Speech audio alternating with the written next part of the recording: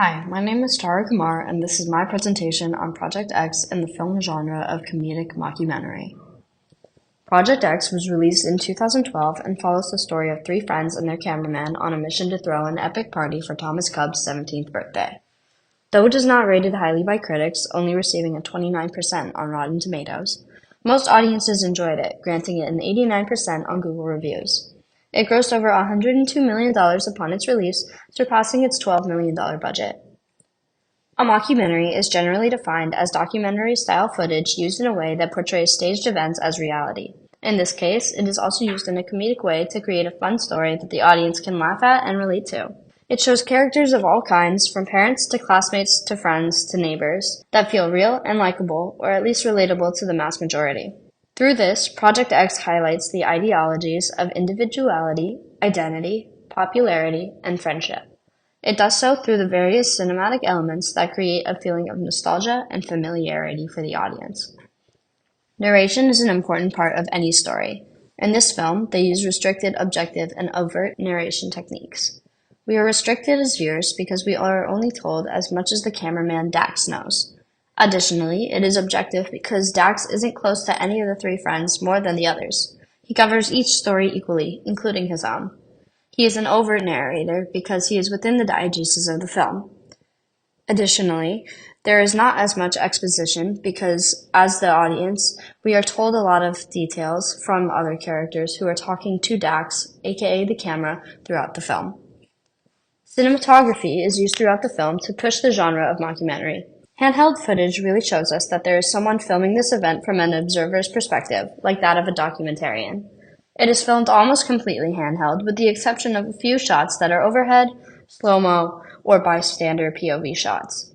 It's filmed in a cinema verite style. This means that we have a limited amount of vision throughout the film. This style of cinematography fuses the audience with the diegesis and creates a more intimate feeling. It's more engaging because it forces you to focus on what's happening within each scene. Finally, there are many close-up shots used. These work in the same way that the cinema verite style does. They create more intimacy, as does the handheld footage. Through the cinematography, viewers feel more immersed in the story and therefore more engaged with the characters and their development. The mise-en-scène in this film creates context and the conflict for the story. Almost the entire film takes place in and around Thomas's house. This is important because his father specifically asks him in the beginning of the movie not to do anything irresponsible with the house and specific rooms within it, and he does exactly the opposite, resulting in the house catching on fire. Other important locations are the high school and Costa's dealer's house. Another element of mise-en-scène that is important for this film are the costumes.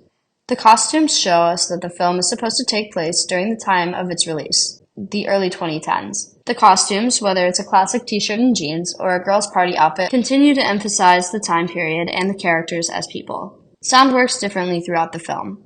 For example, when a character is in frame, they are heard louder and clearer than the characters who are off-screen, much like if you were to film someone right in front of your iPhone rather than behind your iPhone.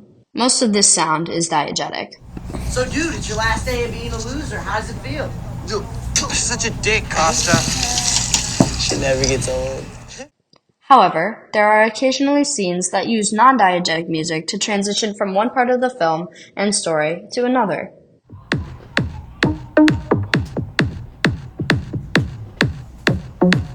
Occasionally, with the non-diegetic music, the characters still interact with it. For example, in the first few minutes of the film, Costa is walking through the Cubs' house singing along to We Want Some by 2 Live Crew, which, fun fact, was popularized due to this film. Editing is used very minimally.